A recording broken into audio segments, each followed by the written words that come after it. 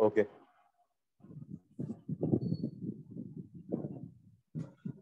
और क्या पता है बोलो, and what else you know about this cloze test के बारे में, और क्या पता है? बैंकिंग लेवल पे या फिर एसएससी लेवल पे? इतना ही पता है? बैंकिंग लेवल का क्लोज टेस्ट और एसएससी लेवल का क्लोज टेस्ट होता है, उसमें डिफरेंस क्या है? अच्छा, एसएससी लेवल नहीं पता है। बैंकिंग लेवल का थोड़ा डिफिकल्ट होता है, एसएससी लेवल का थोड़ा इजी होता है। And what is the most essential thing for a cloze test? सबसे जरूरी क्या होता है? वो कैब थोड़ा ज्यादा लगेगा और ग्रामर सेंट्रिक रहेगा, राइट? लेकिन उससे ज्यादा थोड़ा वो कैब बेस्ड रहेगा।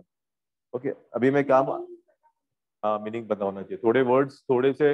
If you are in reading habit ना, जैसे रोज पढ़ते रहोगे ना कुछ न्यूज़पेपर्स वगैरह, तो नहीं डिफिकल्ट लगेगा इतना। लेकिन सडनली बैठोगे तो थोड़ा डिफिकल्ट लगेगा, right? I start with easy one. पहले मैं एक एसएससी लेवल का स्टार्ट करता हूँ, तो आपको एक सेंस आ जाएगा, ठीक है? और पहला वाला मैं लिख रहा हूँ बोर्ड पे, क्योंकि मुझे थोड़ा एक्सप्लेनेशन भी करना पड़ेगा ना। तो पहले 4-5 सेंटेंस बाकी सब ग्रुप पे डाल दिया ऑलरेडी।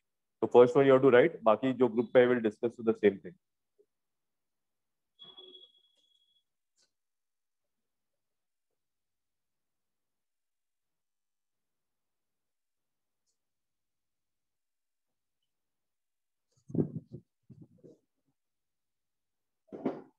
ग्रुप पे नहीं है? कल कल रात को डाला था, कल रात को ही भेजा था शायद से। ओके, पहला वाला नहीं है ग्रुप पे, पहले वाला मैं लिख रहा हूँ फर्स्ट वन। तो you have to just write this, क्योंकि ये छोटा है और मुझे एक्सप्लेन करना पड़ेगा।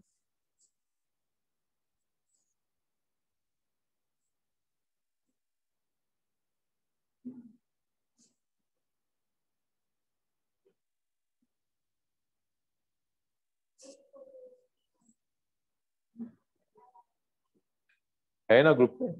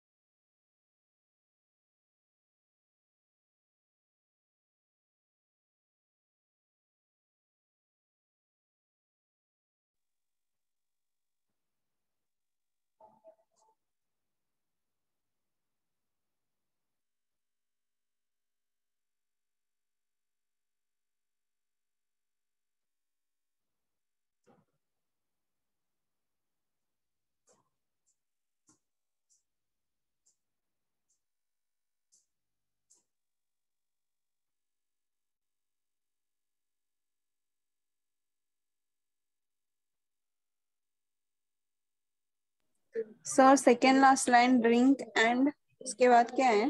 Drink and oil to wash, petrol to drink and oil to wash, oil to wash with and must be kept at a dash temperature, at and dash temperature. अच्छा, बाकी सब जो भेजे सब लोग के ग्रुप पे आ गए हैं ना, क्लोज टेस्ट के online people? Yes sir. Okay, yes.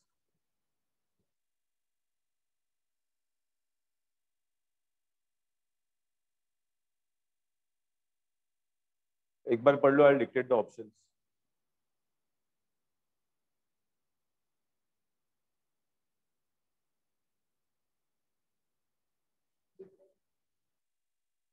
The language is very simple and lucid, बहुत सिंपल लैंग्वेज है और ऑप्शंस भी बहुत सिंपल है, ठीक है, क्योंकि एसएससी लेवल में बेसिकली यही आता है। ये 2019 का क्वेश्चन है एसएससी का। ऑप्शंस डिक्टेट करूं मैं? हर एक के लिए चार चार ऑप्शंस है, तो चार में से एक वर्ड ढूंढना है आपको, राइट? तो right the first set, dependent,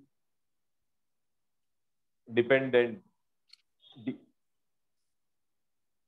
inferior, inferior, subordinate, helpless।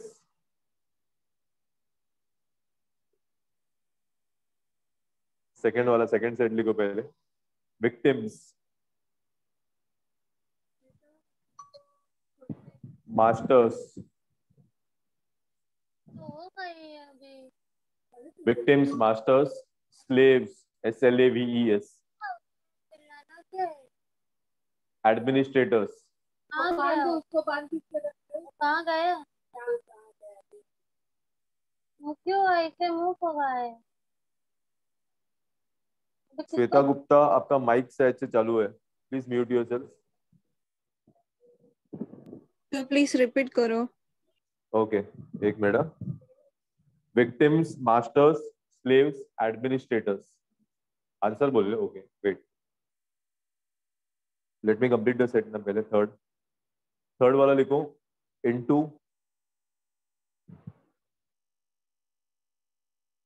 Upon, third set, into, upon, under, from.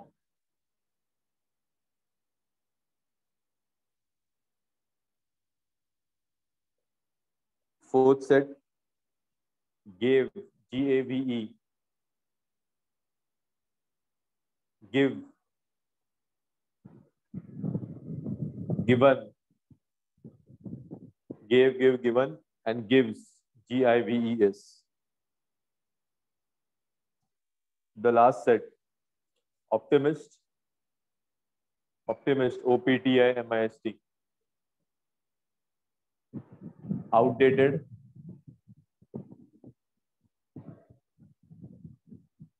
optimum,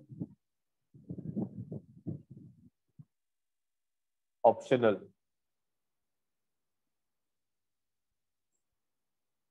you want me to repeat any of the option? सब मिल गए ना?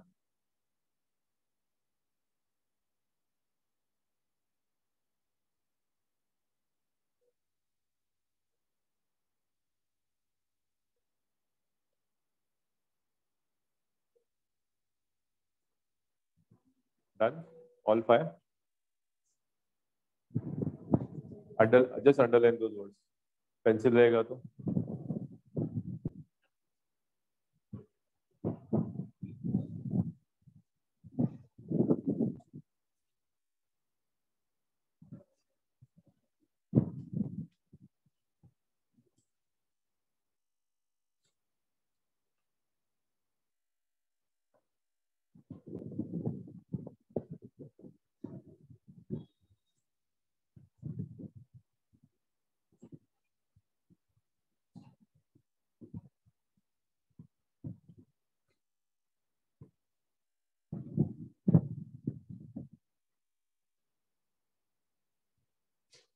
done.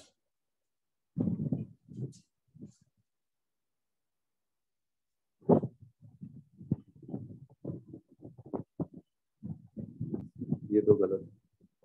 सेकंड और थर्ड।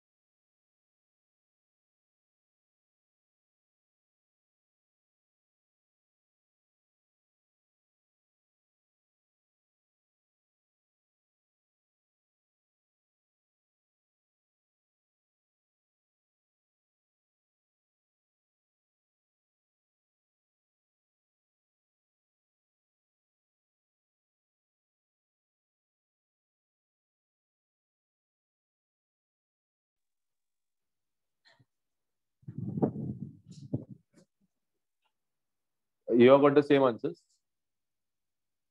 तो एक रॉन्ग है यानी।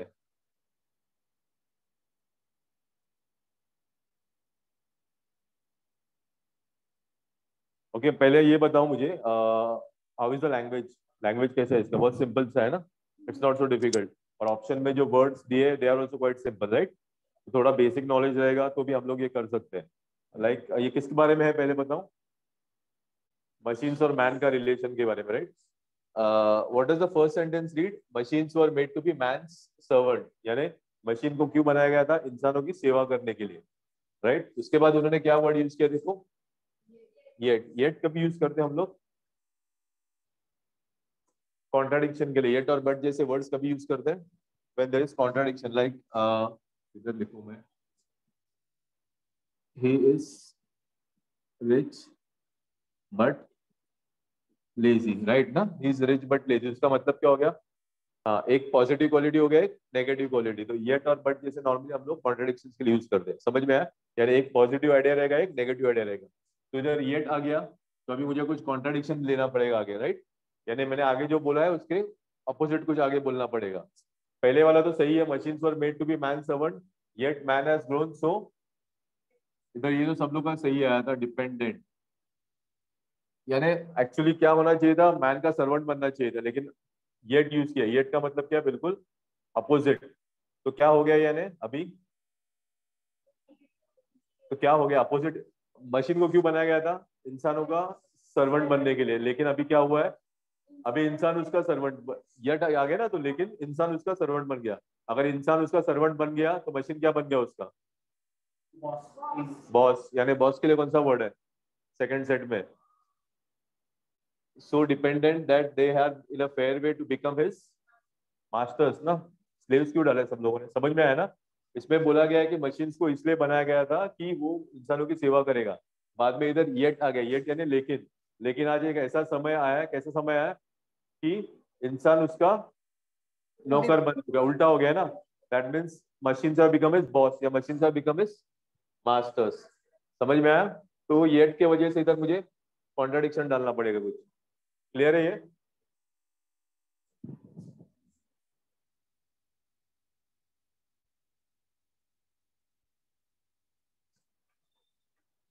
ओके तो पहला वाला पार्ट क्लियर है ना. नाउ सेकंड वाला देखो. Already main spend most of their lives looking after and waiting dash machines. अभी इसमें ऑप्शंस क्या क्या थे बोलो. हाँ वेटिंग इनटू, पहला बोलो वेटिंग इनटू मशीन्स तो होगा नहीं. वेटिंग फॉर मशीन्स नहीं, क्योंकि लिविंग थिंग तो नहीं है ना. अंडर वेटिंग अंडर मशीन भी नहीं होगा. अपॉन उसके ऊपर वो सेंस नहीं, लेकिन अब वो सेंस नहीं आ रहा है. उसका मतलब क्या होता है देखो. एक इडियम्स ऑफ फ्रेजेस पता है, कहावतें और मुहावरे. तो एक टू वेट अपॉन जो है ना, it's a idiom. To wait upon यानी किसी की सेवा करना. जैसे बोलते हैं ना, शी वॉज वेटिंग अपॉन और इल हस्बैंड, यानी उसका हस्बैंड बीमार थी, वो उसको सेवा कर रही थी, उसको ये बोलते हैं वेट अपॉन. तो इधर वही हो रहा है ना. आदमी क्या कर रहा है आजकल, एक्चुअली बनाया मशीन्स को बनाया गया था सेवा करने के लिए, लेकिन अभी येट लेकिन उल्टा हो गया है. आदमी उसकी सेवा कर रही है. तो दैट्स व्हाई वेटिंग अपॉन. समझ में आया. Yet main spend most of their life looking after यानी मशीन की देखभाल करते हुए, और वेटिंग अपॉन मशीन यानी उसकी सेवा करने के लिए. समझ में आया ना. वो इडियम है सिंपल सा, इसलिए वेट अपॉन आएगा. क्लियर है ये.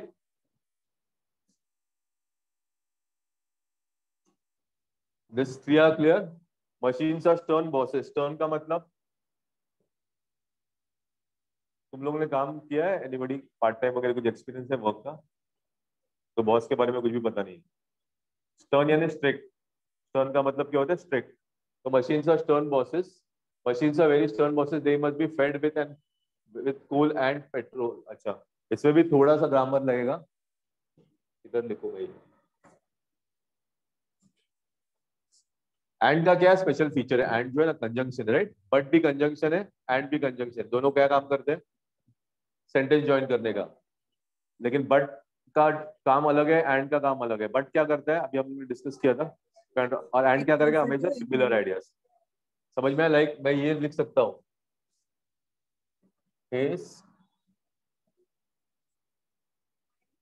हाँ, क्योंकि दोनों पॉजिटिव क्वालिटीज आ गए ना. तो अभी क्या आएगा, बट नहीं आएगा. समझ में आया. तो एंड हमेशा इक्वल वाले वर्ड ज्वाइन करते हैं. तो वही क्वालिटी में एंड का इधर यूज करूंगा. देखो अभी उसका नेक्स्ट में भी एक एंड है. मशीन से किधर गया वो. They must be fed with coal and, right. अभी इधर वर्ब यूज किया, फेड, करेक्ट. उधर भी मुझे वर्ब ही चाहिए ना, वो जो ब्रैकेट में गिव गिवन. तो अभी देखो वर्ब्स के कितने फॉर्म होते हैं, कोई भी वर्ब्स के कितने फॉर्म होते हैं, 4 फॉर्म्स. इतने कॉन्फिडेंस लूज क्यों आज. 4 फॉर्म्स होते हैं ना. हाँ, B1 B2 B3 B4, right. बोलो. फीड का B2 फेड होगा, ये भी फेड ही है. हाँ, और ये फीडिंग, राइट. दूसरा वर्ब क्या है, उधर ऑप्शन में क्या वर्ड दिया हम लोग को, गिव. तो गिव के 4 फॉर्म्स बोलो मुझे. हाँ, गिव, गिवन और नहीं गिविंग. आईएनजी, ये फुल फॉर्म हमेशा आईएनजी वाला रहता है, वो चेंज नहीं कर रहे, राइट. उसका मतलब क्या, इधर वर्ब का जो फॉर्म यूज किया ना, कौन सा फॉर्म यूज किया है, सेकंड या third, I am not so sure. Correct ना, सेकंड या थर्ड. हाँ, तो मुझे जो सेकंड वाला वर्ब का यूज करना पड़ेगा, वो भी सेकंड या थर्ड ही फॉर्म यूज करना पड़ेगा ना, क्योंकि इधर एंड है. मैंने क्या बोल रहा है, एंड सेम वाले वर्ड ज्वाइन करता है ना. तो इधर अगर सेकंड और थर्ड फॉर्म है वर्ब का, तो उधर भी क्या आएगा, सेकंड या थर्ड फॉर्म आएगा. तो गिव और गिविंग तो बिल्कुल नहीं आएगा. इधर क्या आएगा, गिव आएगा या गिवन आएगा. तो क्या आएगा बोलो, and given petrol to drink ना. And given petrol to drink, right ना. तो इसका आंसर है given.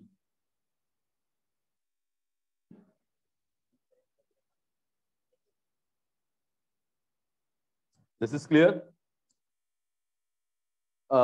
Petrol to drink and oil to wash with and must be kept at a dash temperature. अभी उसमें ऑप्शंस क्या है बोलो मुझे. पहले क्या, ऑप्टिमिस्ट. ऑप्टिमिस्ट का मतलब क्या होता है, नहीं, हाँ, तो is very optimist, what does that mean? Positive attitude, जो हमेशा पॉजिटिव एटीट्यूड लेके घूमता है ना, किसी भी चीज में नेगेटिव दिखता है नहीं, उसको हम लोग ऑप्टिमिस्ट बोलते हैं, राइट? ऑप्टिमिस्ट के अपोजिट क्या होता है? पेसिमिस्ट सुना है? PESSIMIST, पेसिमिस्ट होता है जो हर हर किसी चीज में कुछ ना कुछ नेगेटिव ढूंढता है। तो एक ऑप्टिमिस्ट होता है, एक पेसिमिस्ट होता है। तो ऑप्टिमिस्ट टेम्परेचर हो सकता है क्या? नॉन लिविंग थिंग है, बिल्कुल नहीं होगा। दूसरा क्या, ऑप्शनल टेम्परेचर भी नहीं होगा क्या? आउटडेटेड टेम्परेचर, आउटडेटेड हो सकता है नहीं ना? आउटडेटेड का मतलब क्या होता है? अभी यूज, जो यूज में नहीं है, राइट ना, which is not in use. Optimum का मतलब क्या होता है? सपोज कोई मशीन है 60 डिग्रीज में भी चल रही है, 20 डिग्रीज, हाँ चलो 40 डिग्रीज पे भी चल रही है, लेकिन वो ज्यादा एफिशिएंटली 40 डिग्रीज पे चल रही है, तो 40 degrees will be the optimum temperature. कम से कम नहीं, कम वाला और वो ज्यादा वाला नहीं, उसमें क्या है, 60 डिग्रीज पे भी दे रही है प्रोडक्शन, 40 डिग्रीज पे भी प्रोडक्शन दे रही है, लेकिन 40 डिग्रीज पे ज्यादा प्रोडक्शन दे रही है, आउटपुट है ना ज्यादा दे रही है, तो that will be the optimum temperature, यानी वो टेम्परेचर जहाँ आउटपुट मुझे सबसे ज्यादा मिलेगा। समझ में आया? तो क्या आएगा इधर? ऑप्टिमम टेम्परेचर, यानी the suitable most suitable temperature in short. समझ में आया? तो this should be optimum temperature. Okay,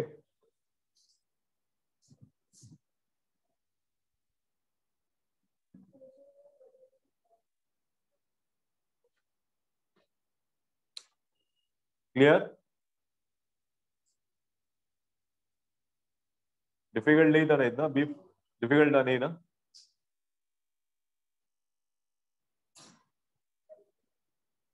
okay, अभी सेकंड वाला भी थोड़ा इजी है, सेकंड थर्ड इजी है, फोर्थ से थोड़ा डिफिकल्ट स्टार्ट कर दूंगा मैं। जस्ट मिनट, मैं बता दूं कौन सा करना है।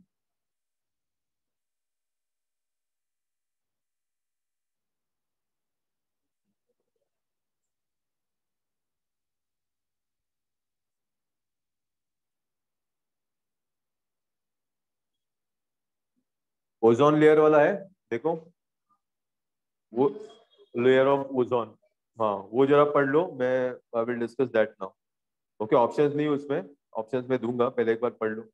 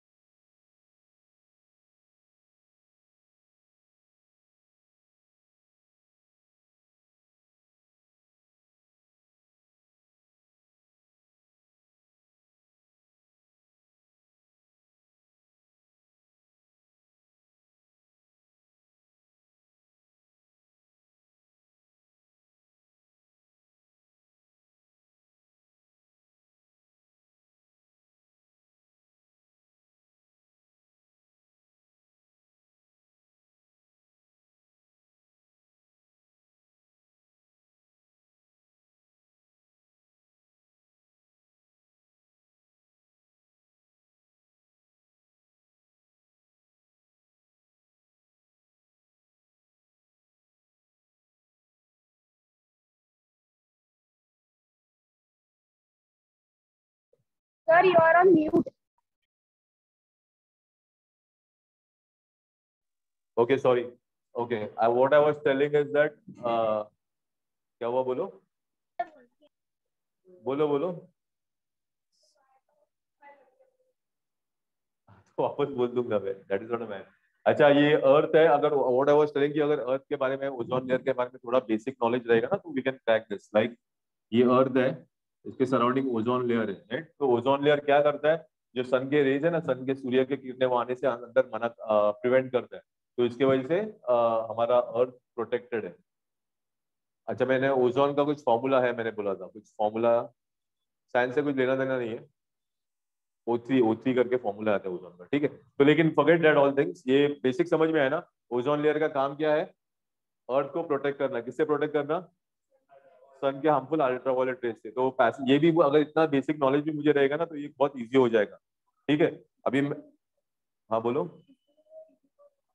हाँ तो अभी ये पता था, लेकिन ये फैक्ट सब पता थे। ओके ठीक है। फॉर्मूला नहीं चाहिए हम लोग को इसमें, that is just for your GK. मैं ऑप्शंस देता हूँ, just write down the options, ठीक है? मैं डिक्टेट नहीं, मैं लिखता हूँ, डिक्टेट नहीं करता हूँ, क्योंकि मैंने देखा है स्पेलिंग्स बहुत गलत कर दे तुम लोग। I'll just write a set of options, just take them down.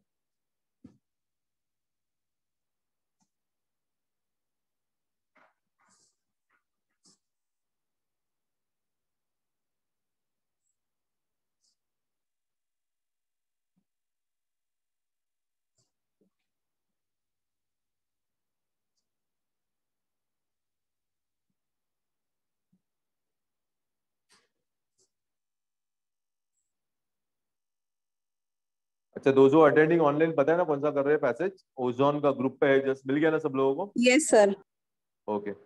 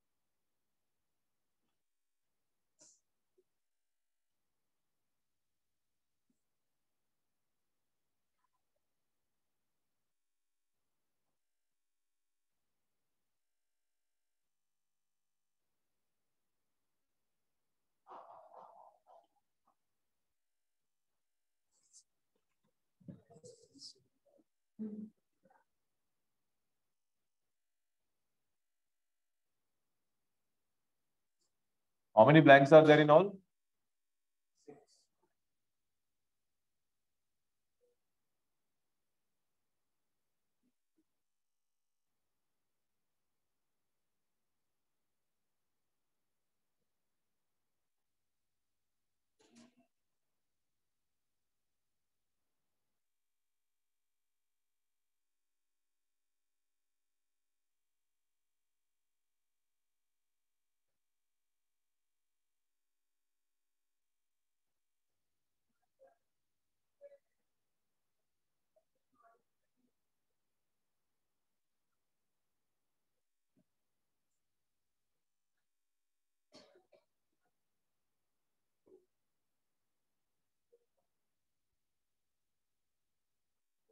Most of the words are simple, लेकिन अगर कोई वर्ड का मीनिंग नहीं पता रहेगा ना, तो गूगल करके मत ढूंढो, क्योंकि एग्जाम में तुम लोग को थोड़ा आइडिया आ जाएगा ना, विदाउट नोइंग द मीनिंग्स तुम लोग कितने अटेम्प्ट कर सकते हो, right? Just try to do them without finding the meaning.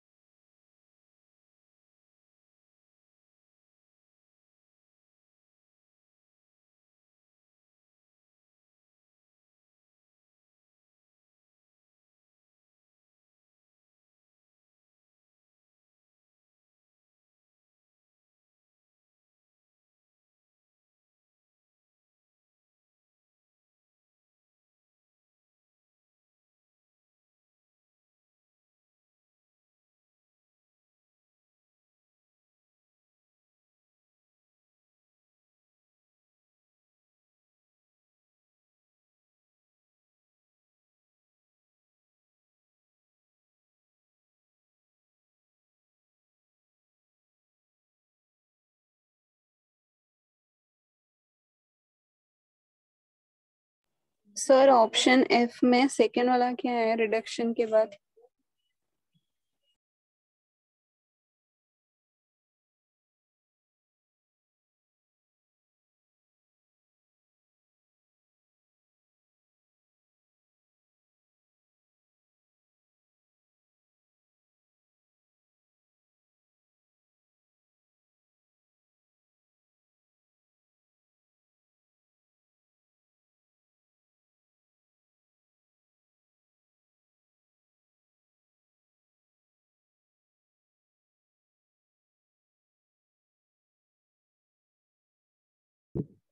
Sir हाँ बोलो।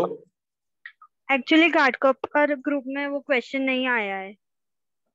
घाटकोपर ग्रुप पे तो ये टेस्ट हो गया ना, लास्ट वीक ही डाला था ग्रुप पे। कभी ट्यूसडे, लास्ट ये ट्यूसडे देखो ना, ट्यूसडे को डाला हुआ है क्योंकि मेरा ट्यूसडे को लेक्चर हुआ था ना घाटकोपर में। तो today is what, today is what, Friday ना, तो ये ट्यूसडे को चेक करो ना just okay sir. Group. Last ये ट्यूसडे को देखो, मैंने सुबह डाला था ये, जब मैंने मतलब डिस्कस किया था। ठीक है, जस्ट चेक करो और मुझे बताओ है क्या नहीं है।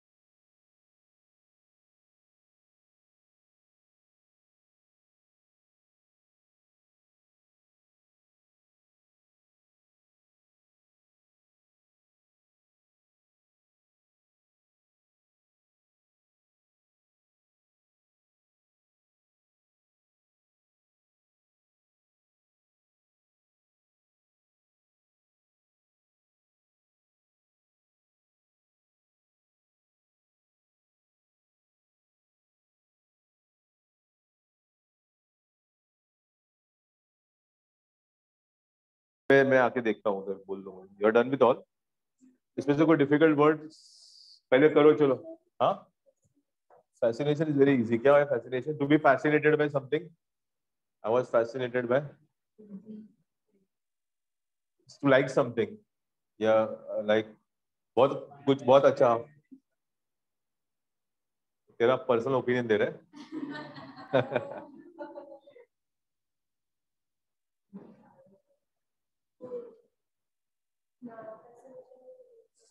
बराबर, सारू છે, सारू यानी गुड ना, it is something very good, जो बहुत अच्छा लगता है।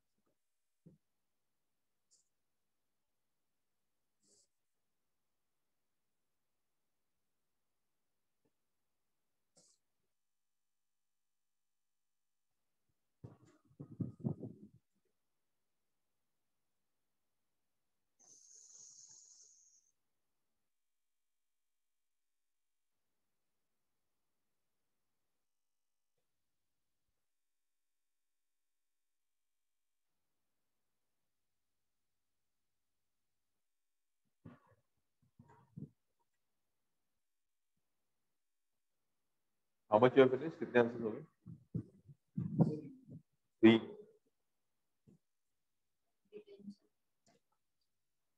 पुलिस डिटेन करते पता नहीं, he was detained by the police. नजर कैद में रखना है, पकड़ के रखना है, डिटेंशन एंड।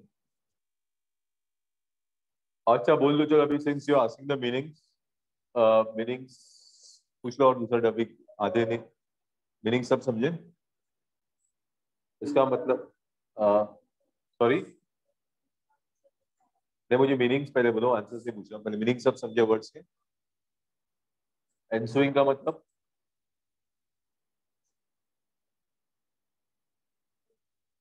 नहीं, एंसुइंग यानी follow as a result of something, किसी की वजह से कुछ होता है ना, तो एंसुइंग दिस। ओके, और ये इस पे ये दोनों में अडॉप्शन और अडेप्टेशन क्या होता है difference? What is adoption, what is adaptation? Adoption बोल रहे हो? हाँ, क्या होता है अडॉप्शन? हाँ, To adopt adopt something. Adopt adopt. हाँ, एक तो अडॉप्ट पता है ना, अडॉप्टेड अ चाइल्ड, गोद लेना, और वही he has adopted the principles of Buddhism। अगर मैं ऐसे बोलता हूँ तो उसका मतलब क्या हो गया, अपने अपने लिए ले लिए, इम्बाइब कर दिए और अभी फॉलो कर रहे हैं, वो हो गया अडॉप्ट। वो कौन सा हो गया, अडॉप्शन या अडेप्टेशन? ये पहला वाला या सेकंड वाला? फर्स्ट वाला, राइट ना? श्योर? हाँ, ये वाला adoption, adoption of the principles, adoption of the baby. हाँ, फिर ये क्या हो गया, अडॉप्ट। चालू कर दिया, स्टार्ट किया प्रोग्राम, स्टार्ट समथिंग न्यू। अच्छा, सॉरी,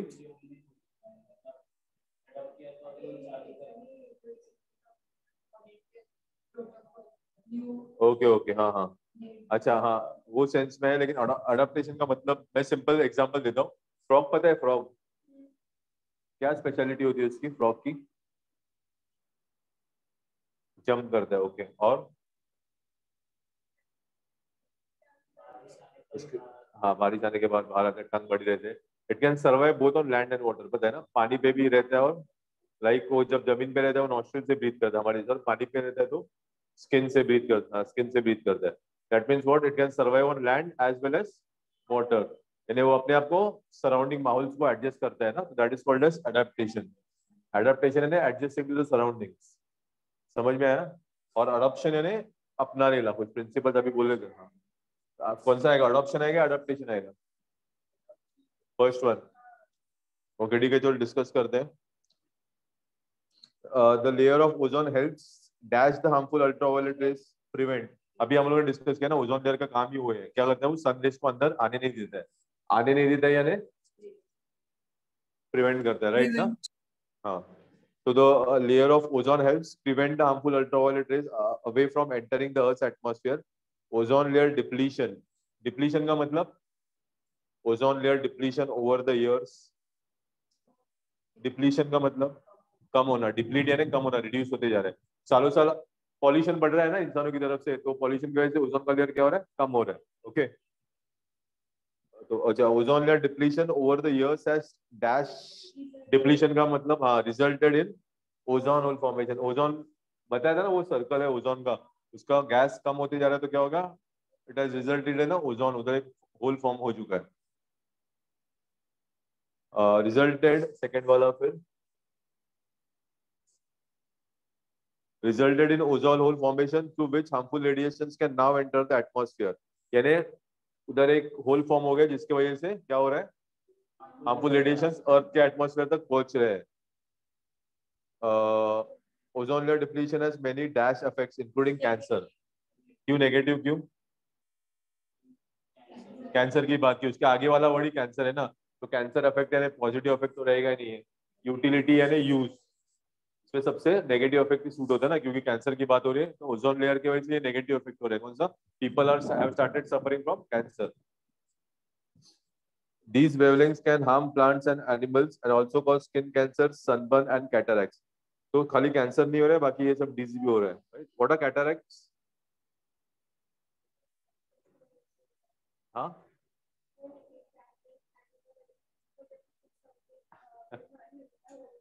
कैट जैसे एनिमल होते हैं उसकी वजह से बीमारी होते हैं, ऐसे गेस किया, क्या पता था? सुना सुना, मोती मोती बिंदु सुना है? मोतिया बिंदु जो बूढ़े लोग को होता है, हाँ हाँ, that is cataract. Okay, cat से कुछ लेना देना नहीं है। ओके, क्या बोला, cat? Okay, cactus, plant cactus, okay okay okay, नहीं नहीं, बट समझ में आया ना, मोतिया बिंदु बोलते हैं, that's cataract. Okay, the problem is very dash Indeed and has rightly generated global concern. कौन से प्रॉब्लम की बात हो रही है, पहले वो बताओ, about which problem they are talking? इसके पहले जो क्या प्रॉब्लम डिस्कस किया, ओजोन लेयर की वजह से जो प्रॉब्लम है, जैसे कैंसर वगैरह। तो ये जो प्रॉब्लम है, कैसा प्रॉब्लम है, छोटा मोटा है या बहुत बड़ा है, या सीरियस नेचर का है? सीरियस नेचर का बड़ा है ना, तो सीरियस नेचर बड़ा कौन सा वर्ड जाएगा, grateful, grave, gracious, delight? Grave. हाँ, grateful. How can the problem, grateful का मतलब क्या, I am grateful to you for your help, मैं थैंकफुल हूँ, तो ग्रेटफुल कैसा रहेगा, तो पॉजिटिव वर्ड है ना। ग्रेशियस का मतलब क्या होता है? पॉजिटिव वर्ड है वो gracious. Kind, is a very gracious, kind and gentle. Gracious का मतलब जो सबका हेल्प करता है, काइंड है, जेंटल है, ग्रेशियस, ये दोनों पॉजिटिव वर्ड्स है. ठीक है. लेकिन इधर प्रॉब्लम की बात हो रही है. डिलाइट का मतलब क्या होता है? हैप्पी. डिलाइट का मतलब हैप्पी, Happy. तो वो भी पॉजिटिव हो गया. तो कौन सा बच रहा है फिर? ग्रेव. ग्रेव सुना नहीं है? ग्रेव दो दो मीनिंग्स होते ग्रेव के. नहीं, दोनों नेगेटिव है. आदमी जब मरता है तो क्या करते हैं? मेरा पर्सन डाइज, क्या करते हैं? किधर चलते जाते हैं? ग्रेव. सुना है ना? वो ग्रेवयार्ड नहीं सुना है? स्मशान भूमि होती है ना, उसको ग्रेव बोलते हैं. एक तो वो ग्रेव हो गया, राइट. और दूसरा ग्रेव है सीरियस नेचर का. It's a very grave issue, यानी बहुत सीरियस इशू है. तो grave will go in the sense. समझ में आया ना? ग्रेव का, ग्रेव का मतलब होता है सीरियस. तो ये प्रॉब्लम, किस प्रॉब्लम की बात हो रही है? स्किन कैंसर वगैरह जो ओजोन. तो it's a very grave issue ना, क्योंकि नहीं, अगर इसको अभी ध्यान नहीं देंगे, कंट्रोल नहीं करेंगे, तो ये बढ़ते जाएगा. That's why it's a very grave issue. समझ में आया?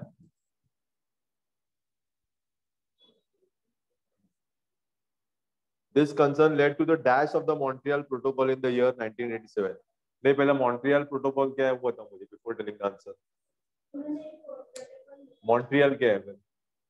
प्रोटोकॉल पता है ना? मॉन्ट्रियल क्या है? It's the name of a place, probably I think in Canada. Canada में है शायद से. ओके. अच्छा, अभी जो लेटेस्ट इशू क्या चल रहा है वर्ल्ड में? Which is the issue going on? Russia Ukraine war, right. Russia Ukraine war चल रहा है. तो पता है यूएन के नेशन सब एक मीटिंग रखी थी उन्होंने.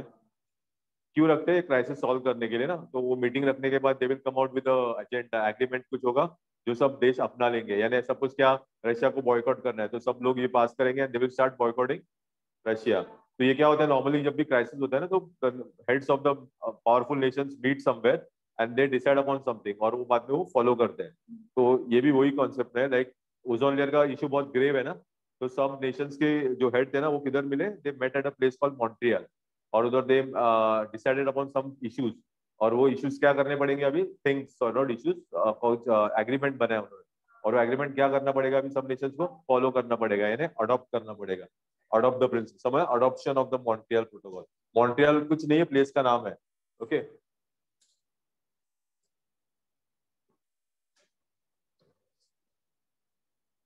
This protocol bans the production of ozone depleting chemicals like CFC and halons. CFC सुना है? हमारा जो एसी होता है ना, एसी या फ्रिज, वो कुछ गैसेस लीक होते हैं ना, तो उसको सीएफसी बोलते हैं. उसका फुल फॉर्म होता है फ्लोरो फ्लोरो पढ़ा है ना, स्कूल में पढ़ा था साइंस में. सीएफसी क्लोरोफ्लोरोकार्बन होता है. This gases are very harmful. AC में होते हैं, एसी और इसमें फ्रिज में. और जब वो जाते हैं ना ओजोन लेयर, वो ओजोन के साथ रिएक्ट होकर उसको डिस्ट्रॉय करते हैं. तो उन्होंने क्या डिसाइड किया, ये जो क्लोरोफ्लोरोकार्बन और हैलोन्स का ना, हम लोग क्या करेंगे उसके साथ? बैन करेंगे completely. Will they ban the production of this gas. समझ में आया ना? ये किधर डिसाइड हुआ? मॉन्ट्रियल में. ऐसे बोलिए कि बाजू में ही है मॉन्ट्रियल में. Okay. and ozone depletion refers to the steady dash in the total. Depletion का मतलब क्या होता है? कम होना. तो इसमें which is the word? accumulation का मतलब कलेक्ट होना. कलेक्ट जमा होता है ना, ये accumulated. डिटेंशन तो बताया मैंने. हाँ, एबिलिटी नहीं, सब्जेक्शन नहीं, रिडक्शन, क्योंकि डिप्लीशन है ना, रिडक्शन है. हाँ, हो गया. इतना ही है ना? How did you fair in this? कितने, 5 में से कितने हैं? 6 थे. हाँ, सॉरी, 6. बाकी सब राइट है. ग्रेव, क्योंकि ग्रेव का मीनिंग पता नहीं था. तेरा कितना है? 6 में से 3 के बाद मालूम नहीं है, किया ही नहीं था, अटेम्प्ट ही नहीं किया था.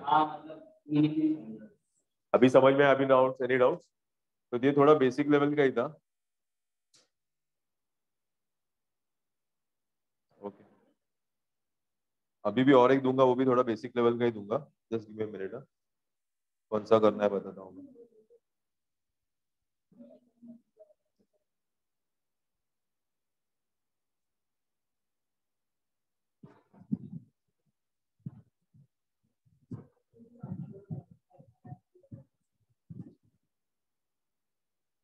अच्छा, नेक्स्ट वाला वो वाला निकालो ना. उसका स्टार्टिंग बता रहा हूँ मैं. There is a considerable amount of research about the factors. First ये, there is a considerable amount of research about this factors. हाँ, कंपनी इनोवेट, वो पढ़ लो एक बार. देन विल, मैं ऑप्शन बाद में लिखता हूँ, पहले पढ़ लो एक बार.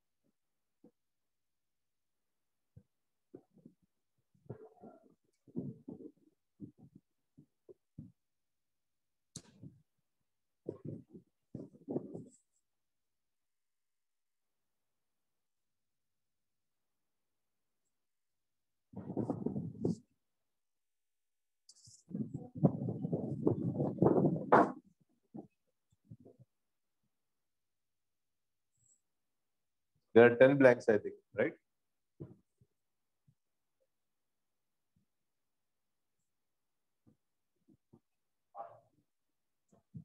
पांच से 10 है.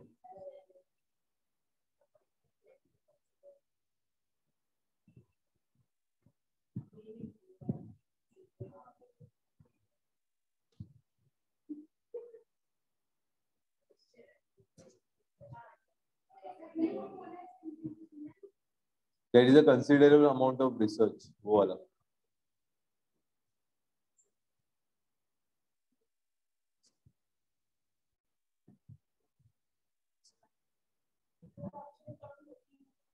पांच पांच का दूंगा मैं. We'll do 5 at a time. अच्छा, कम कर दूं, ये एग्जाम में 4 या 5 आते हैं. I'll not give all 10 together. I'll give 5. मैं 5 का सेट दूंगा, पूरे 10 में दूंगा साथ में. ठीक है ना?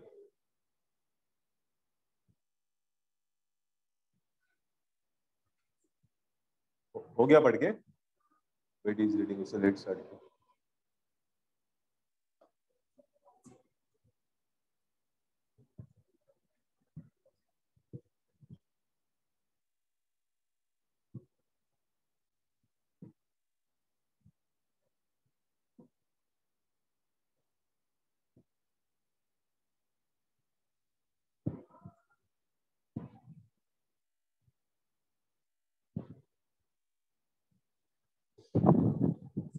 So I'll just write the options.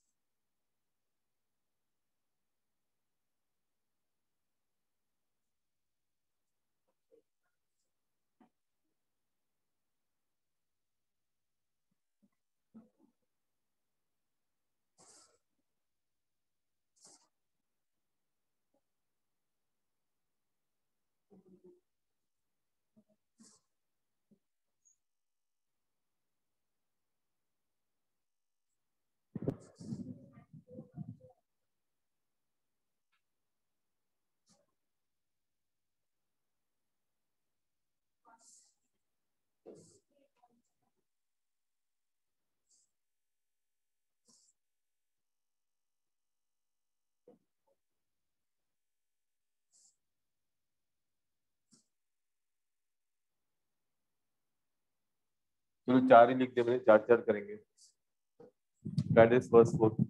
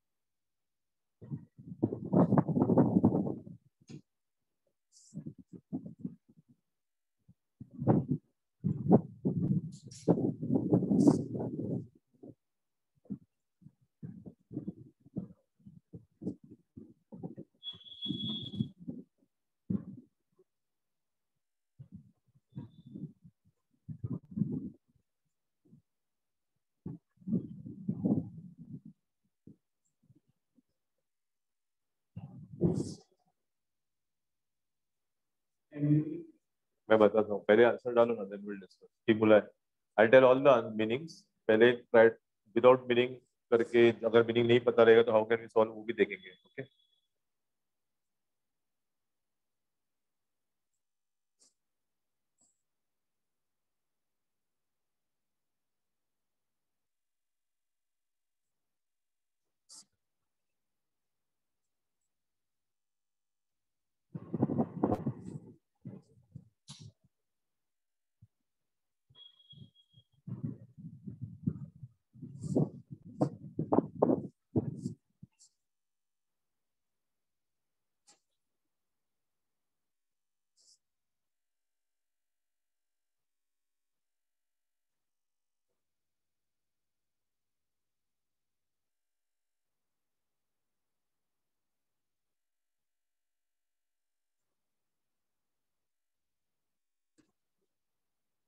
In the exams you have to keep a eye on the watch also, but ये टाइम भी जरा मैनेज करना सीखो,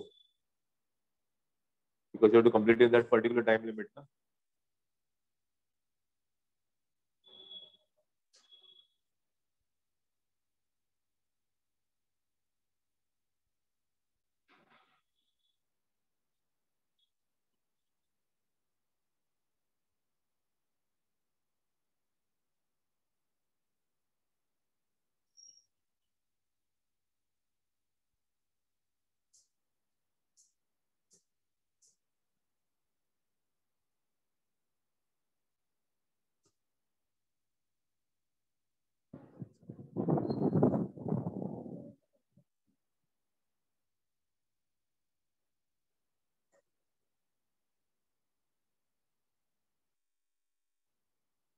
हो गया?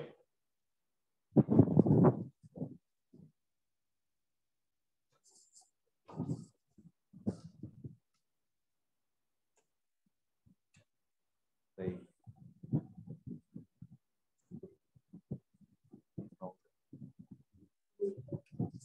Same thing.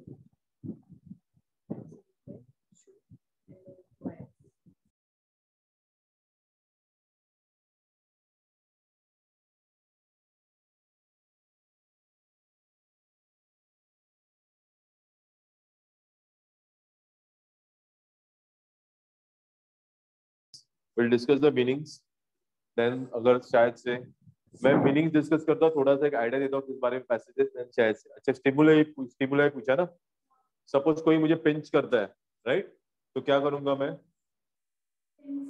हाँ, मैं हाथ हटा दूंगा ना, तो क्या that is called as response to stimuli, right? समझ में आया क्या? तो स्टिमुलाई क्या होता है? पिंच करना वो स्टिमुलाई हो गया, और मैंने हाथ हटा दिया वो क्या हो गया? रिस्पॉन्स. तो स्टिमुलाई क्या होता है? Any force which causes a reaction. कोई भी फोर्स अगर रिएक्शन कॉज करता है ना, उसको स्टिमुलाई बोलते हैं, राइट? और कुछ मीनिंग चाहिए? पर्टिनेंट यानी इंपॉर्टेंट, समथिंग बहुत जरूरी या इंपॉर्टेंट.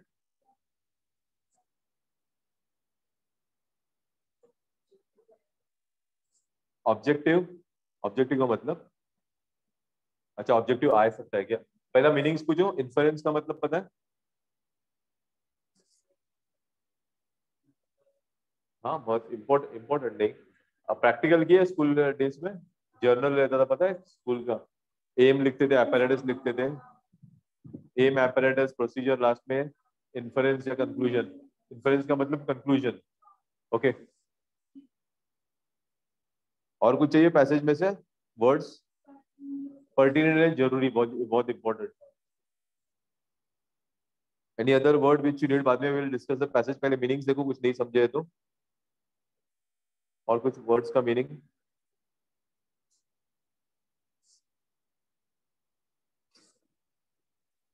बाकी कुछ वर्ड्स डिफिकल्ट नहीं इतने, आई थिंक, राइट? ओके. अच्छा, किस बारे में पैसेज है ये? स्टार्टिंग में स्टार्टिंग में दो लाइंस में बार बार कुछ वर्ड्स रिपीट किए गए, राइट? Like Innovative. या इनोवेशन, राइट? हाँ, रिसर्च. तो what does this mean? Innovate, innovation का मतलब क्या होता है? इनोवेशन पता है, डिस्कवर समथिंग न्यू. और दूसरा वर्ड यूज किया conventional. Okay. Now what is innovation and what is conventional? अगर वो थोड़ा सा मुझे पता रहेगा, आइडिया बेसिक. कन्वेंशनल क्या होता है? Any idea? ट्रेडिशनल, हाँ, old approach, like Orthodox approach. अभी इसमें इनोवेट कंपनी और कन्वेंशनल कंपनी में डिफरेंस क्या है वो डिस्कस किया है, राइट? इनोवेट कंपनी क्या होता है? जो हर 5 साल में नया टेक्नोलॉजी अपनाते हैं, Make नया मशीन changes. लाते हैं, या जो अपने आप को बदलती है समय के साथ. Okay, they are called as innovate. जो अपने आप को बदलती है, लाइक नया टेक्नोलॉजी आ गई यूएस में तो नई टेक्नोलॉजी अपना लेगी, नई मशीनरी आ गई चाइना से तो वो बाय कर लेगी. तो it will keep changing according to the times. और कन्वेंशनल क्या होता है? Traditional method. एंड 30-40 साल से वही मेथड चल रहा है. जो पुराने मेथड्स एक्सेप्टेड है ना, सब लोग ने मान के चले, वही चलते आ रहे हैं. No changes according, they do not change according time, but they believe in the old traditional setup. उनका ट्रेडिशनल जो माइंडसेट है ना, वही रहता है. समझ में आया दोनों में डिफरेंस? तो बेसिकली ये दोनों में डिस्कशन चालू है, राइट? तो इसमें से according to you personal view, which is more appropriate, conventional या innovate? Okay, now again that Innovate. Depends. Conventional normally innovate यानी हम लोग बोलते हैं ना, वक्त के साथ बदलना चाहिए. तो we should adopt the changes, right? Okay, तो अभी समझ में आया ना बेसिकली किस बारे में है ये पैसेज? ओके. नाउ पहला सेंटेंस क्या है? there is a considerable amount of research about the factors that make a company innovate. इसका मतलब क्या है? इंटरप्रेट करने को सीखो, क्योंकि रीडिंग कॉम्प्रिहेंशन में ना तुम लोग को ऐसे ही पैसेजेस आएंगे. तो अगर उसका मीनिंग तुम लोग इंटरप्रेट नहीं कर पाओगे तो आंसर नहीं ढूंढ के लिख पाओगे. तो मीनिंग भी समझना जरूरी है थोड़ा. अगर वो क्या थोड़ी डिफिकल्ट है, फिर भी थोड़ा थोड़ा मीनिंग तो पकड़ में आना चाहिए. तो जो पहला सेंटेंस है उसका मतलब क्या होता है?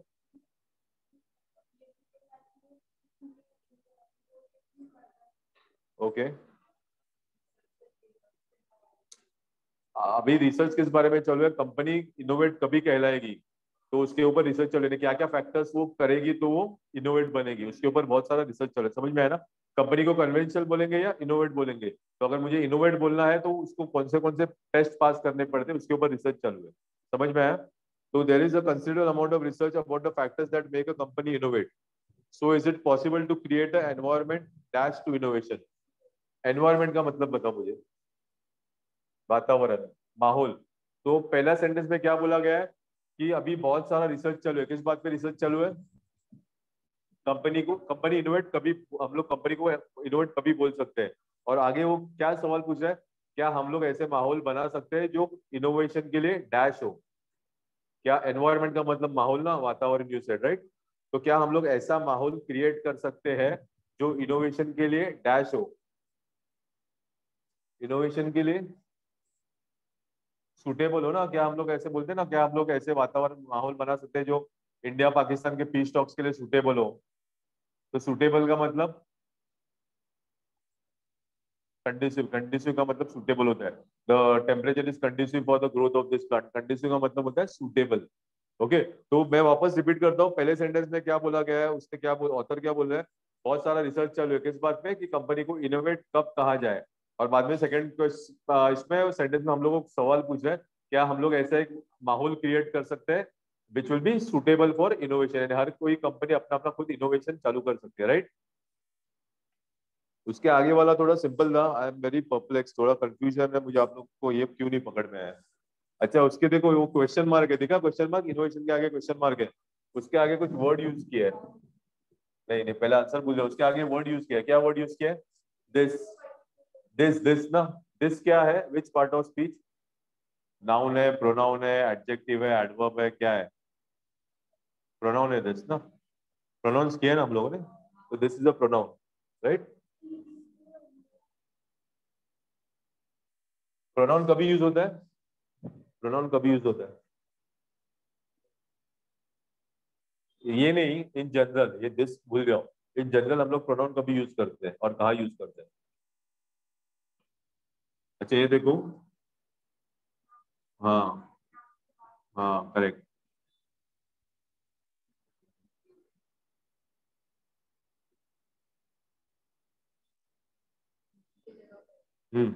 इसमें नाउन कौन सा है?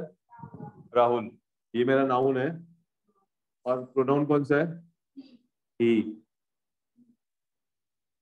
ये मैंने किधर यूज किया? नाउन के बाद में या नाउन के पहले? नाउन के बाद में. दैट मीन्स अगर मेरे पास प्रोनाउन है, दैट मीन्स मैं ऐसा कभी सेंटेंस प्रोनाउन से कुछ स्टार्ट नहीं कर सकता. मैं प्रोनाउन यूज कर रहा हूँ, उसका मतलब क्या है, मुझे पहले नाउन यूज करना है. समझ में है ना? अगर मैं प्रोनाउन यूज कर रहा हूँ उसका मतलब डेफिनेटली मुझे तो उसके पहले प्रोनाउन रहेगा. समझ में है ना? ये नहीं, जो ही है किसके लिए खड़ा है? राहुल के लिए. वैसे ये दिस भी प्रोनाउन है, अभी आप लोग ने डिसाइड किया ना. तो ये दिस किसके लिए खड़ा है? नहीं, उसके पहले क्या है? उसके पहले क्वेश्चन मार्क दिख रहा है तुम लोगों को?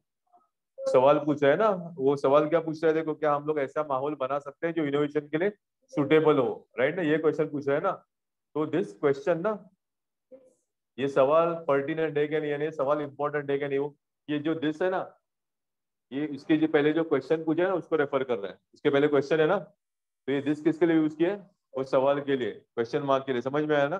तो where is that gone? This is a particularly pertinent question for India today. यानी ये सवाल बहुत इंपॉर्टेंट है, बहुत जरूरी है इंडिया के लिए. दिस यानी ये सवाल, तो उधर क्वेश्चन आएगा वो ब्लैंक में. समझ में आया? क्योंकि ये दिस प्रोनाउन है. समझ में आया क्या? सीधा बात है ना. उसके पहले क्वेश्चन पूछा गया तो आपको ये दिस, ये क्वेश्चन को रेफर कर रहा है ना. ये सवाल बहुत इंपॉर्टेंट है क्वेश्चन इंडिया के लिए. क्वेश्चन आएगा आंसर. हाँ. लेकिन क्यों आएगा? हाँ क्वेश्चन ही आएगा, लेकिन क्यों आएगा समझ में आया? देखो मैं हिंदी में वापस एक्सप्लेन करता हूँ पहले 3 sentences.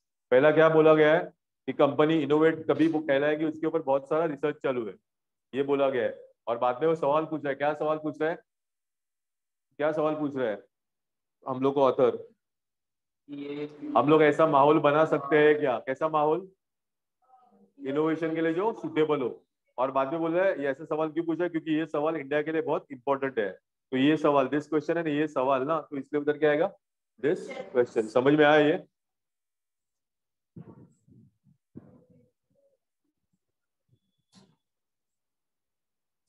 Okay. Massive problems in health, education, etc. dash be solved. Cannot.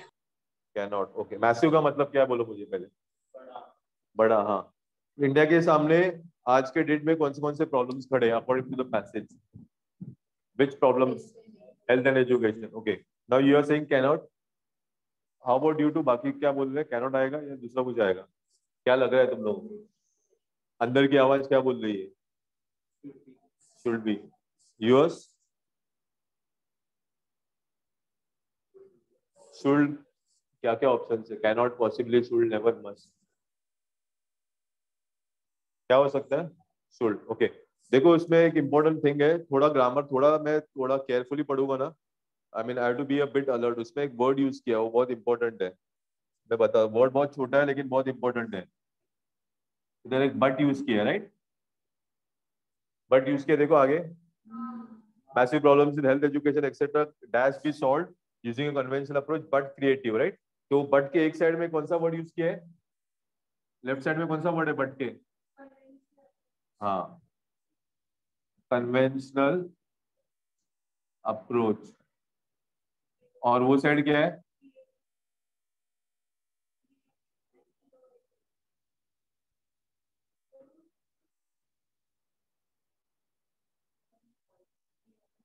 अभी बट का सबसे स्पेशल कैरेक्टर क्या है हम लोग ने डिस्कस किया था?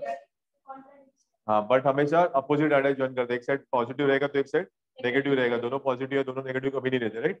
अभी इसमें से देखो कन्वेंशनल का मीनिंग अभी हम लोग ने डिस्कस किया, राइट? तो आप लोगों को पता चला, हो सकता है इसका मीनिंग नहीं मालूम है, राइट? कन्वेंशनल का मीनिंग बहुत जन को नहीं मालूम होता है. इनोवेटिव भी अभी डिस्कस किया, इसलिए शायद आप लोगों को पता है, नहीं पता था. लेकिन क्रिएटिव तो पता है ना? क्रिएटिव पॉजिटिव सेंस दे रहा है या नेगेटिव सेंस दे रहा है? Creative definitely positive. पॉजिटिव है. हाँ, तो अगर ये पॉजिटिव है तो इसका मतलब ये क्या हो जाएगा? नेगेटिव. नेगेटिव. तो अगर ये अप्रोच रहेगा तो प्रॉब्लम सॉल्व होगा कि नहीं होगा? करेक्ट ना? क्योंकि इसको ही कनेक्ट किया ना पहले वाला पार्ट. देखो, where is that gone? The massive problems in health education dash be solved using अगर we are going to use a conventional approach तो प्रॉब्लम सॉल्व होंगे या नहीं होंगे? नहीं होंगे ना, क्योंकि नेगेटिव वाला फैक्टर है. ये पॉजिटिव है तो नेगेटिव. तो क्या आएगा आंसर? कैनॉट. एक मिनट, नेवर. हाँ, एक मिनट, just let me see. Massive etcetera never be solve. Can never be solve रहेगा, नेवर बी सॉल्व नहीं आएगा ना. हाँ नहीं, अगर नेवर यूज करना है तो कैन आना चाहिए ना. कैन नेवर बी सॉल्व ना, खाली नेवर बी सॉल्व नहीं होगा ना. तो क्या अप्रोप्रिएट रहेगा? कैन नॉट बी सॉल्व, क्योंकि नेगेटिव है. समझ में आया ना? तो ये छोटा छोटा थिंग्स पे ज्यादा ध्यान रखो, किधर ना किधर हिंट मिल जाता है. ओके,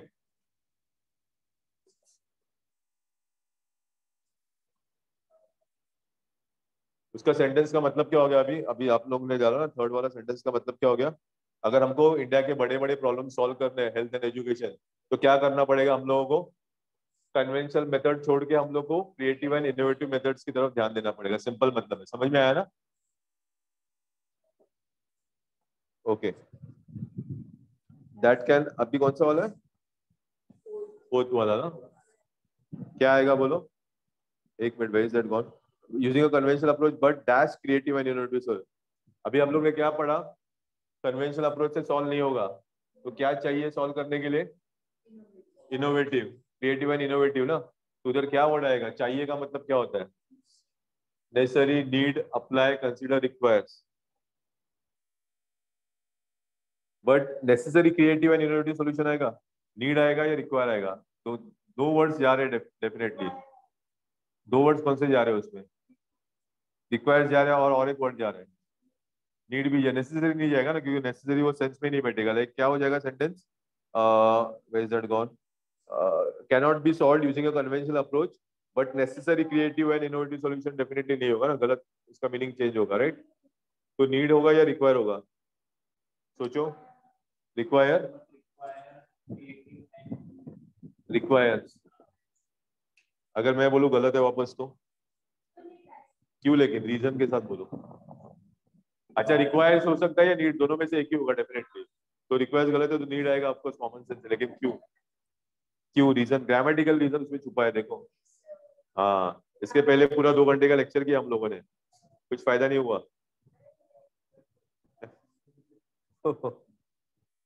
एक मिनट, बताता हूँ मैं रीजन.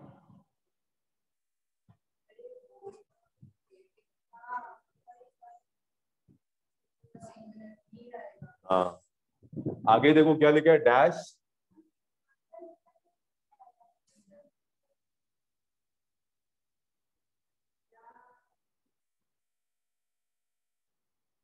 ये आगे मेरा सब्जेक्ट है ना, क्रिएटिव एंड इनोवेटिव सॉल्यूशन, तो ये सब्जेक्ट सिंगुलर है या प्लूरल है? बराबर से देखो। क्यों प्लूरल है लेकिन? हाँ, 1+1 2 है, क्रिएटिव एंड इनोवेटिव सॉल्यूशन है ना, सॉल्यूशन एक तो single, I have a solution for your problem and I have solutions for your problem, तो सॉल्यूशन सिंगुलर हो गया, सॉल्यूशन प्लूरल हो गया, राइट? तो ये प्लूरल हो गया, राइट? तो मेरा अगर प्लूरल सब्जेक्ट रहेगा तो मेरा वर्ब क्या रहेगा? Plural. My dear, subject verb agreement अभी पढ़ा था ना, प्लूरल प्लूरल ना, सब्जेक्ट भी प्लूरल चाहिए, वर्ब भी प्लूरल चाहिए, राइट? तो प्लूरल वर्ब यानी क्या? विद एस या विदाउट एस? विदाउट एस ना, यू नो दिस कॉन्सेप्ट, क्या बता दो? विदाउट एस वाला प्लूरल होता है, ही प्लेज दे प्ले, किया है ना हम लोग ने, रिपीट कर देता हूँ फिर भी।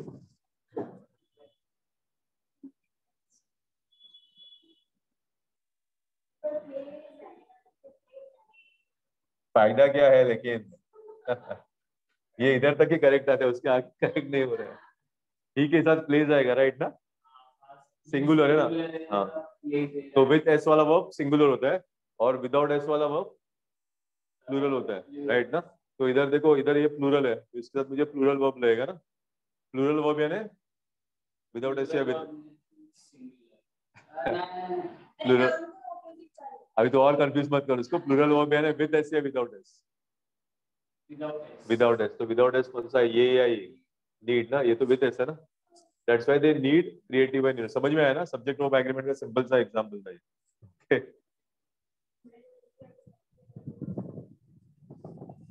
Any doubts? अब ये चार में कुछ डाउट्स है? पक्का? ओके, नेक्स्ट चार लिखता हूं मैं, ये मिटा दूं ना अभी, इस फॉर डन।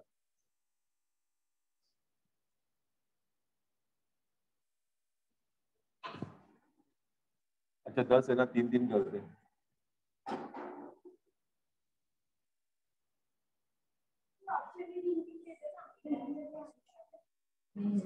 और फिर भी नहीं, ऑप्शन 3 3 दे दो और फिर भी आंसर नहीं आएगा तो क्या करो फिर, बोलो?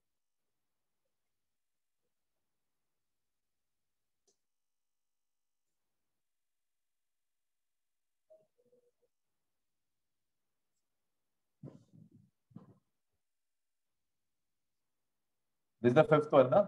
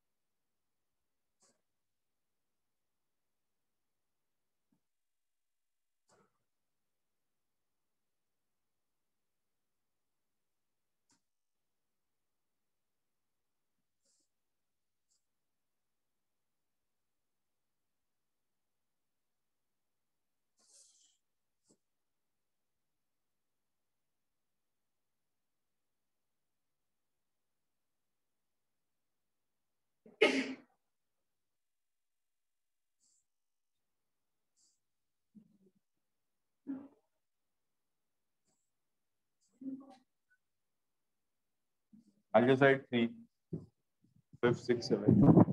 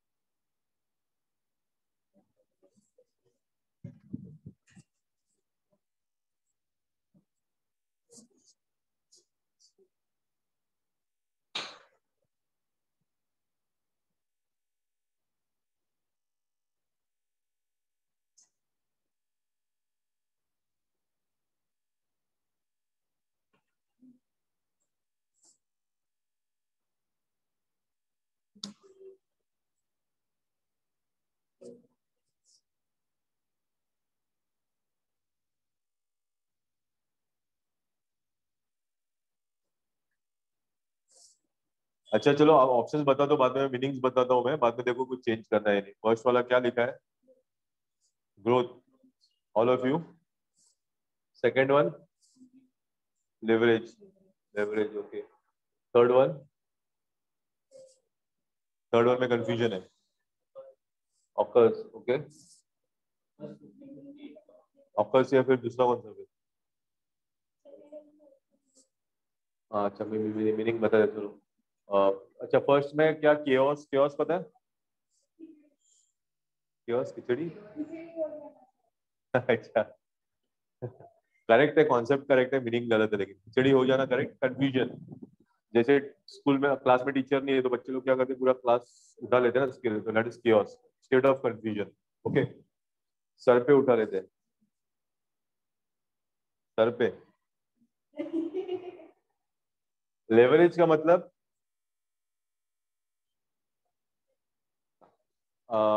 ट्रेडिंग करता है कोई?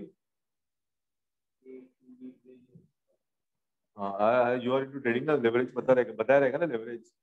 जैसे ट्रेडिंग में ये कॉन्सेप्ट यूज करते हैं लेवरेज, लाइक मेरे अकाउंट में सपोज 1 लाख पड़ा है और मुझे 5, हाँ मुझे 5 लाख का शेयर देना है, तो वो जो ब्रोकर रहेगा ना वो मुझे हाँ एक्स्ट्रा पैसा देगा, अपने अकाउंट 4 लाख एक्स्ट्रा देगा, तो मैं 5 लाख का उठा सकता हूँ। ऑफकोर्स वो 4 लाख पे ये इंटरेस्ट लेगा, लेकिन that is called as leverage. समझ में आया लेवरेज क्या होता है? यानी to maximise the things, output maximise करना, बड़ा चढ़ाना ओके। नहीं और है ना, पिक्चर बाकी है। एस्टीम का मतलब रिस्पेक्ट, सेल्फ एस्टीम सुना है ना, सेल्फ रिस्पेक्ट। एंडो, एंडो का मतलब क्या? She is endowed with beauty, यानी भगवान की गिफ्ट है, she has got God's gift, वो क्वालिटी है उसके पास। टू एंडो विद समथिंग यानी that is with her, that quality is with her. हाँ blessed nearly same, meaning is nearly same. अच्छा पहला वाला तो सिंपल था ना आई थिंक। एक मिनट, एक मिनट, पहला एक एक करते ना। Creative but needs a creative, ensure radical change and, radical change and growth, ये कॉमन फ्रेज है ना, चेंज एंड ग्रोथ राइट ना। तो रेडिकल चेंज एंड ग्रोथ ही आएगा, लेकिन मुझे ये बोलो चेंज एंड ये आ सकता है?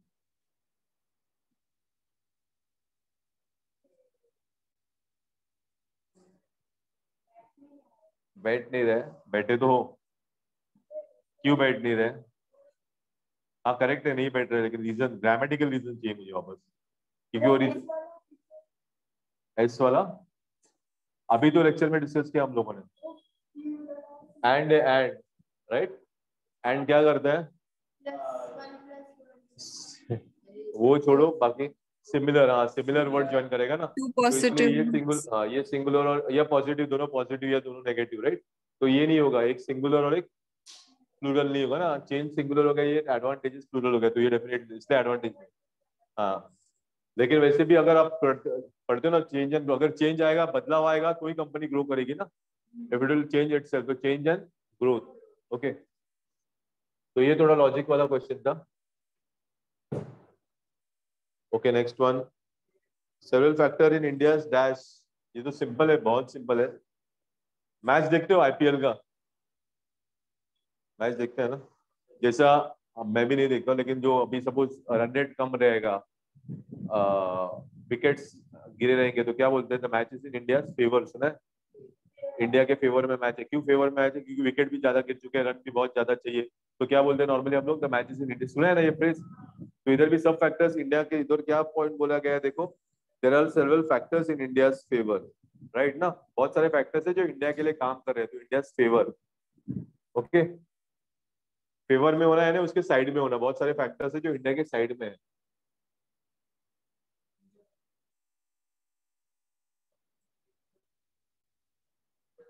But India with its large young population enjoys. Now, why enjoys? Again, any grammatical reason?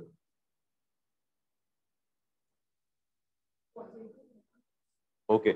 और एक देखो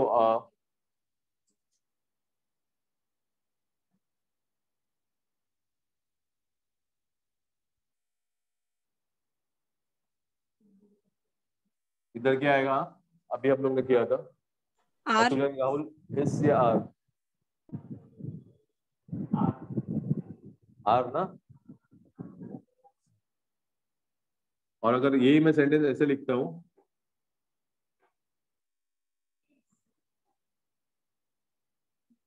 क्यों, अतुल और हाँ दोनों में से एक ही आ रहा है, दैट मीन सिंपल है। अगर एंड रहेगा तो मैं क्या यूज करूंगा, प्लूरल वर्ब, और रहेगा तो नॉर्मली सिंगुलर वर्ब। इतना समझ में आया? तो ये सेंटेंस में वही कॉन्सेप्ट यूज कर सकता हूं मैं। और है उसमें, हाँ देखो एक साइड क्या लिखा है, इंडिया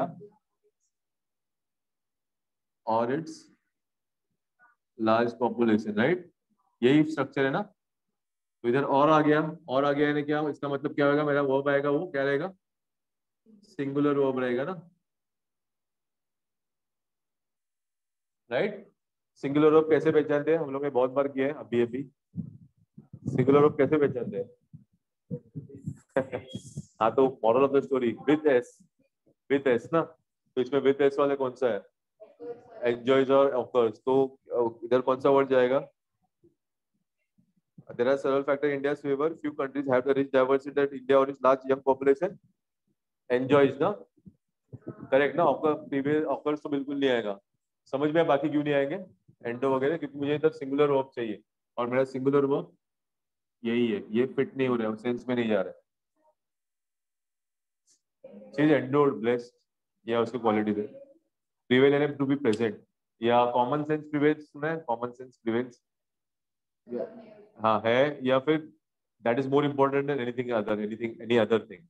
वो ज्यादा आइदर वो है लाइक क्या, व्हाट डू वी से, silence prevailed in the room, यानी क्लास में साइलेंस था, या कभी कभी प्रिवेल वो भी सेंस में यूज करता है जब कोई एक चीज को हम लोग को दूसरी चीज से ज्यादा कंपेयर महत्व देना होता है, दैट टाइम आल्सो वी से कॉमन सेंस प्रिवेल्स, यानी common sense is more important then any other thing. दोनों सेंस में यूज होता है। ओके ओके, अभी कितने हो गए टोटल, 7 ना, और लास्ट ईयर ये क्लियर है ना सब।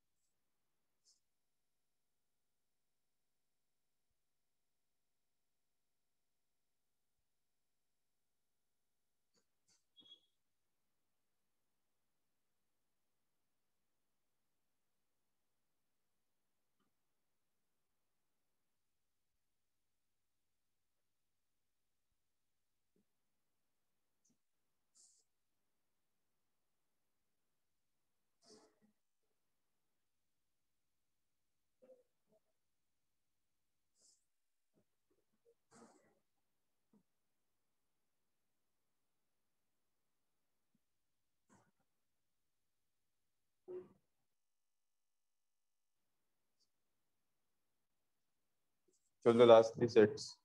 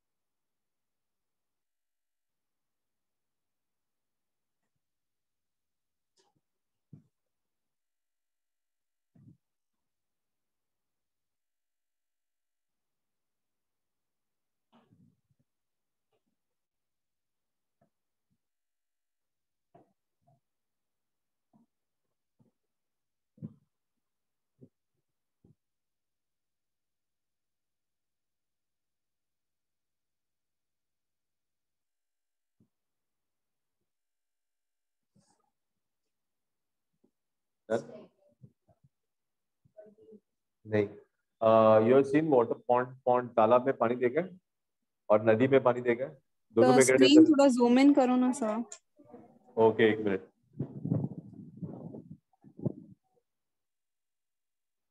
मैं पढ़ लूँ क्या ऑप्शंस? एक मिनट, जैसे उनको ऑप्शन, मैं ऑप्शंस पढ़ लेता हूँ, जरा देख लूँ। आई थिंक थोड़ा सा फेंट हो गया। एथ वाला पढ़ूँ मैं ऑप्शंस? हाँ सर। अच्छा, एथ वाला लिखो। Aids, sorry, jeopardize, promote, endure and caters.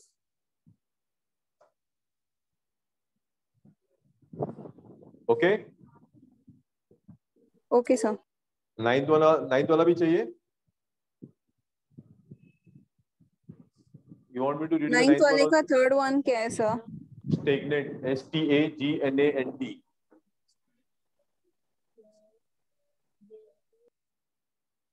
और टेंथ वाला में कोई वर्ड चाहिए? No sir. Okay, both besides, combining, participating also. Okay, अच्छा, मैंने कुछ पूछा, वो जो,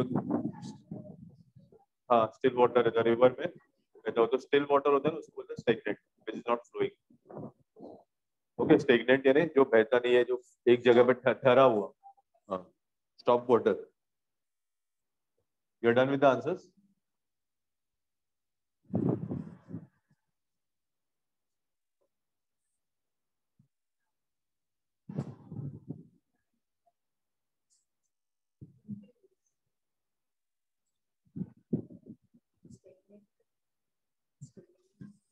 करेक्ट।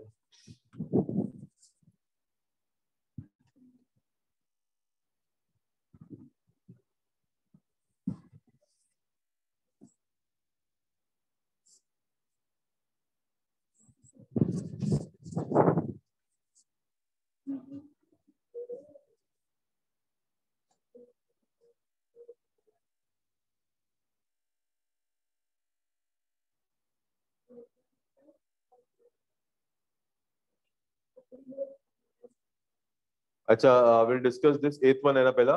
while these dash, उसमें भी वो सेंटेंस में ना एक हिंट छुपा हुआ है। तुम, I want you two answers तो करेक्ट आ गए, लेकिन मुझे ग्रामेटिकल हिंट भी छुपा है, जिससे मुझे पता, मुझे थोड़ा इंफॉर्मेशन मिलेगा। जरा वो सेंटेंस केयरफुली पढ़ो और देखो, कुछ हिंट है। एथ वाला सेंटेंस बोल रहा हूँ मैं। while these dash innovation policy interventions, certain additional steps are also required. Simple सा हिंट है, बेसिक हिंट।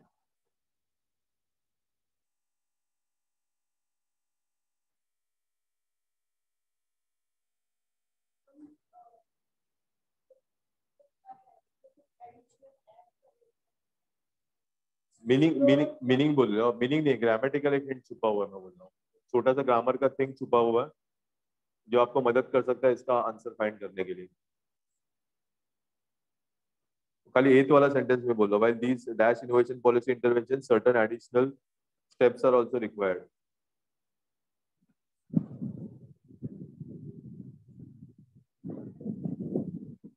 और वो कॉन्सेप्ट हम लोग ने किए हैं पहले, इसलिए पूछ रहा हूँ मैं।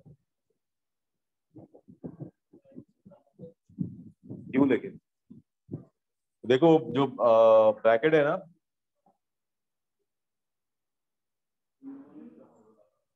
ब्रैकेट के पहले क्या वर्ड यूज किया है?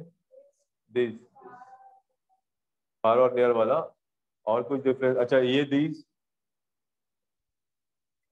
हाँ, कौन सा सिंगुलर है, कौन सा प्लूरल है?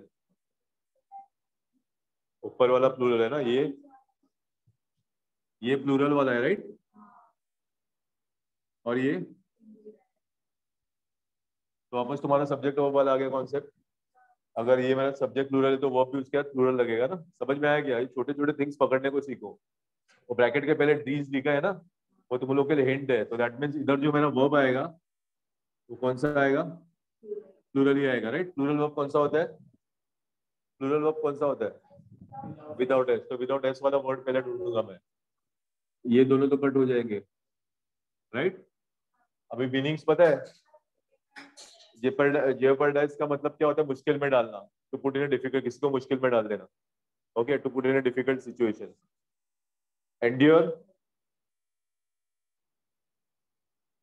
एंड्योर, टॉलरेट, सहन करना।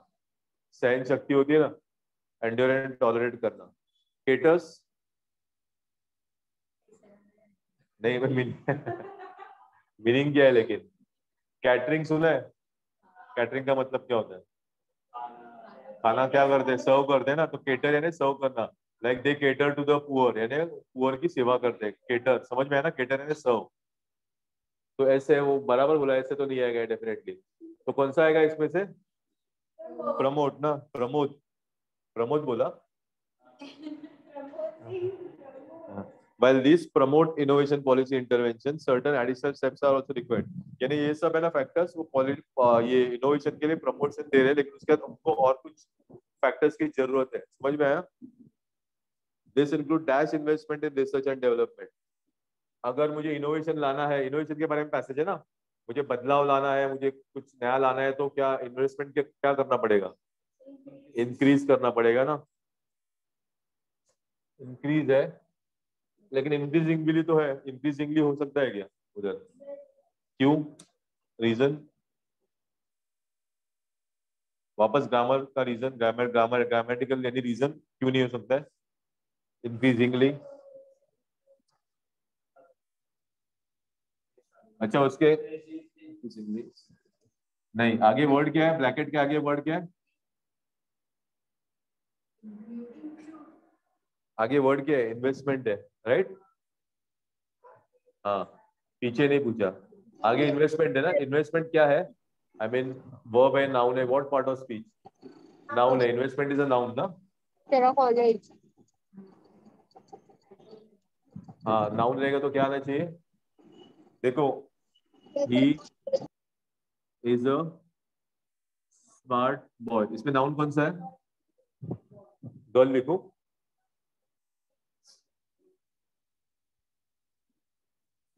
लिखो, चलो, she is a smart girl. Okay, अभी इसमें नाउन कौन सा है? Girl. She is a pronoun, girl, ये नाउन है। ये स्मार्ट किसके बारे में इंफॉर्मेशन दे रहा है? स्मार्ट किसके बारे में इंफॉर्मेशन? गर्ल के बारे में। तो स्मार्ट क्या हो गया? एडजेक्टिव, एडवर्ब नहीं। नाउन के बारे में इंफॉर्मेशन देते हैं उसको एडजेक्टिव बोलते हैं। समझ में आया ना? तो अगर नाउन रहेगा तो उसके पहले क्या आना चाहिए? नॉर्मली एडजेक्टिव आएगा। समझ में आया? लेकिन इंक्रीजिंगली क्या है? कैसे पता चला? LY. Most of the LY. Times LY से जो वर्ड सेंड होते हैं ना, एडवर्ब होते हैं। समझ में आया ना? तो ये अगर इधर नाउन है तो इधर नाउन है, नाउन के पहले एडजेक्टिव आता है ना, इसलिए ये इंक्रीज के पहले, इन्वेस्टमेंट के पहले इंक्रीज आएगा, जो एडजेक्टिव है। समझ में आया? ओके, लास्ट वाला क्या लिखा तुम लोगों ने? Both. Why? Again grammatical reason बताओ, वापस ग्रामेटिकल रीजन एक छोटा सा। ओके, दो है इसलिए। फिर ऑल्सो भी आ सकता, also the government and the private sector भी आ सकता है ना, development bye also the government. अच्छा, एक रीजन है, तुम लोगों का कंजंक्शन हो गया है? पक्का? बोथ। ओके, नहीं मुझे लगता है, आई डोंट रिकलेक्ट, भरोसा का बात नहीं है, आई डोंट रिकलेक्ट, मुझे याद नहीं ये ब्रांच में हुआ है कि नहीं, क्योंकि थाने ब्रांच में शायद से हुआ है। Now what do you mean by correlative conjunction? Conjunction क्या होता है? पहले joining words, right? Correlative conjunction सुना है? हाँ, जो पैर में यूज होते हैं, राइट ना? जैसे इसने बोला नॉट ओनली बट ऑल्सो, और कौन सा है ऐसे बताओ? हाँ, आइदर और, नाइदर नॉर। हाँ, नाइदर नॉर, ये हमेशा क्या होते हैं? पैर में यूज होते हैं ना। तो वैसे ही ये वाला जो है ना, बोथ और एंड, ये भी एक कोरिलेटिव कंजंक्शन है। जब भी बोथ आएगा तो एंड आएगा, एंड आएगा तो बोथ आएगा। ये कोरिलेटिव कंजंक्शन है, एंड के साथ ऑल्सो वगैरह कुछ नहीं आता है। समझ में आया? दैट्स व्हाई डेफिनेटली आंसर क्या आएगा? बोथ।